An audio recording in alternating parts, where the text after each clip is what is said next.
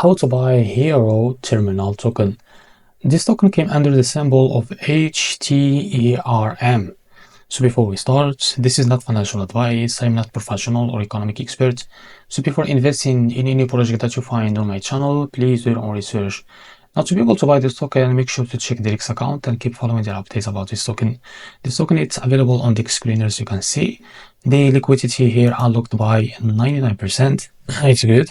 That's medium investment in the safe place. This token came under the Solana network. Now copy the token address from here. Open your Phantom wallet.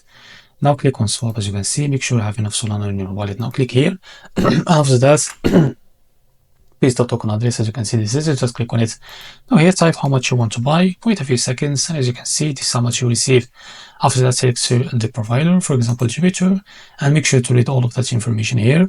After that, click on swap, and you will be redirected to Jupiter provider page to be able to buy this token. So if you face any issues, just go back to this page, switch the slip hash from here or custom it, and you will be able to buy this token without any issue. So this is how to buy the HIERO terminal token. If you found this very helpful, please like and subscribe. See you in the next video.